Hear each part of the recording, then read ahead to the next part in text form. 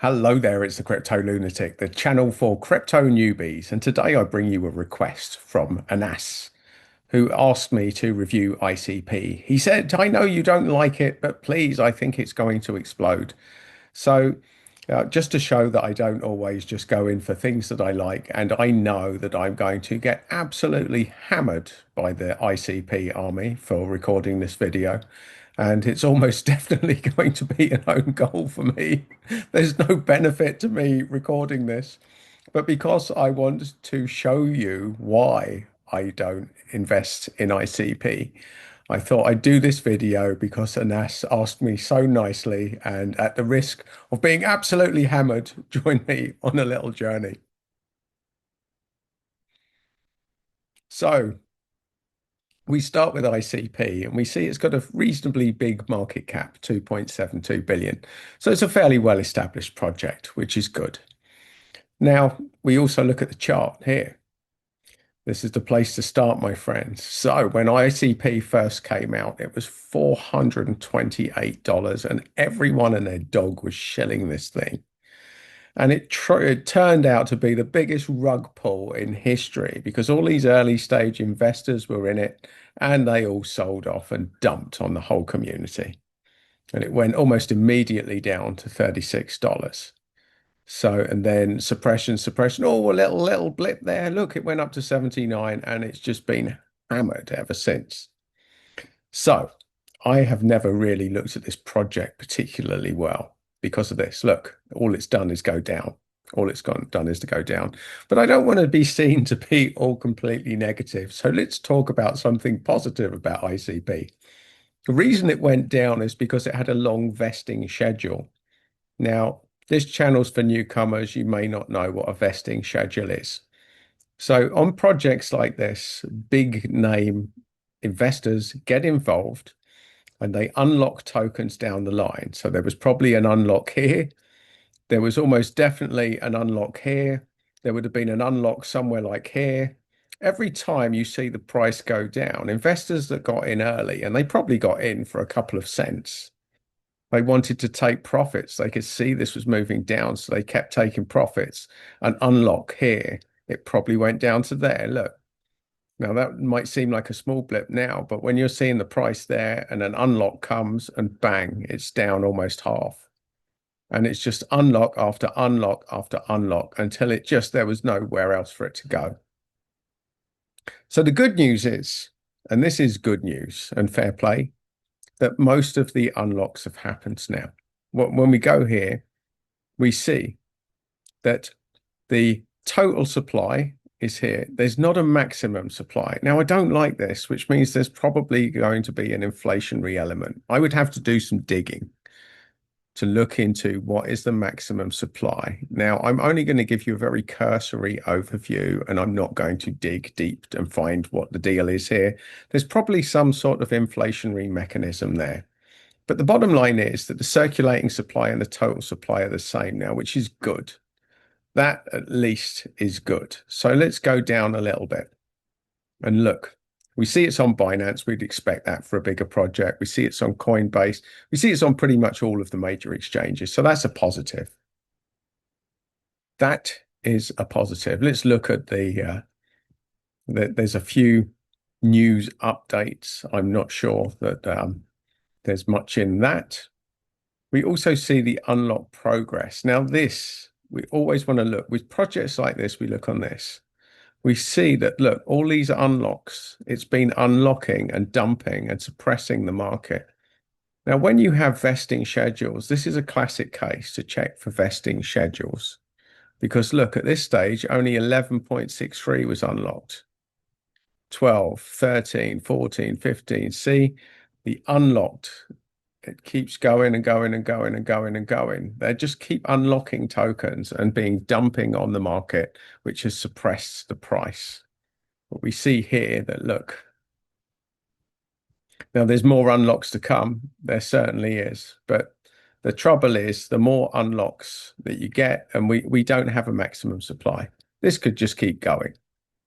I'm very, very cynical about this sort of schedule, and it makes me run from projects. Now, I did have a tiny little position in ICP at one point because somebody shilled it before I knew how to do research, and I stupidly got in, and I actually made a little bit of money, but we're talking like about £200, and that was it. Because I got in when it was really, really low and I sold it about there. I thought there's better projects out there. So it's not that I hate ICP completely. It's just that I know that there's better projects. And how do I check? And how do I get you to check? Let's look at this. Here's DeFi Lama. So from an investment point of view, you want to know with a project, is it making money? Are people using it? And when we go to ICP, we see it's a fairly big project. We see it's a fairly big project, but the total value locked is unimpressive. Look, total value locked for a project of this market cap, 31.5 million. That's not very much. And then we go down and we see here, this is critical. Look at this, my friends. Fees paid in the last 24 hours, $3,241 for a relatively big blockchain. Now, let's do a comparison. Let's go back a step here. And what we're going to do, I'm going to take you to the list of cryptocurrencies, and we're going to find something similar in the market cap. So let's go down until we find ICP. And here it is here. So it's the 37th biggest crypto with a 2.7 billion market cap. So looking up, the nearest blockchain would be Aptos, which has got a very similar market cap. So this would be a good place to start. If you're looking at a project like ICP, compare it to a competitor. I'll tell you what we'll do. We'll compare it to Near and to Aptos because they're very similar market caps to Internet Computer. So let us go back to DeFi Lama. Now, bear in mind these stats. Look at this. 31.5 million total value locked, $3,241 in fees in the last 24 hours. And now we're going to go to Aptos and compare it. Because total value locked is who's putting their money in this chain. And look, here we see, compared to their 31 million, here's 1.13 billion in total value locked in Aptos. So we can check these stats and see, well, why is there so little money locked? And when we were talking about a couple of thousand, look, in 24 hours alone, $94,000 has been generated. So why aren't people using ICP? Now, I want to say, we don't know what the future holds. They might pull off some miracle. People may start using the chain, but at the moment, the stats say otherwise. And let's compare it also to Near, which is the other one. So Near is very near to it. So we go to total value locked, and we see that's not nearly as good as Aptos, but it's still significantly better than ICP, 163 million of total value locked. And when we go here to fees paid, we see it's over 10 times more than ICP. So these are the two nearest blockchains to ICP. Now, with that information alone, that tells me everything that I need to know in the here and now. In the here and now. So just for the record, we'll go to their Twitter following. Now, look, they've got 691,000 followers, which is great. And that is impressive. But why aren't they using the blockchain? Where are these followers? Where are they? And why aren't they using ICP? These are just a few questions that I'm asking myself now. So also, I went to Perplexity and I said, what traction stats do we have on DFINITY crypto? So it talks about their ecosystem. It talks about things of a 50% increase in a single day of activity. Let's have a look. It's dropped over 95% from its initial listing. And here we go. Here's what we're looking at now. So the price performance, it has gone up. And I do believe that ICP will go up in price. I really do. I mean, so I don't want to be completely negative because most cryptos will. So the odds are if you invest in ICP, you probably will make money. But the question you need to ask yourself in crypto, will you make more money in a different play? And based on the stats that we can find here, the answer appears to be almost definitely yes. Almost definitely yes.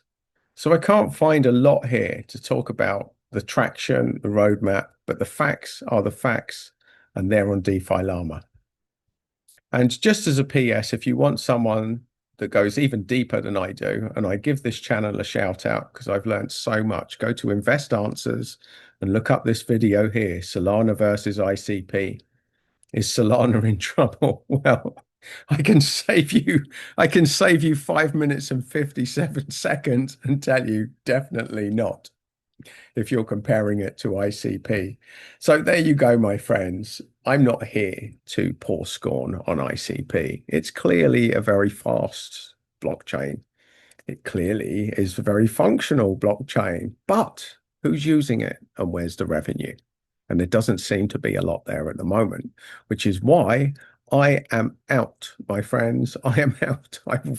I will be finding other better positioned, better revenue generated projects to put my own money in.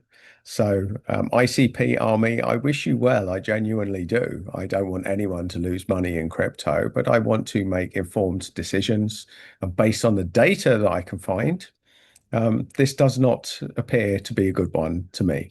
But that's just my personal opinion. This is not investment advice, and I am the crypto lunatic, and bear that in mind. And if you want more of my lunatic rambles, then please do subscribe to the channel. If you want to drop a little bit of hate in the speech, the ICP army, go for it. I have a very thick skin, and there's another video just there. And wherever you bet you or whatever you invest in, I wish you all the very best and a lot of luck.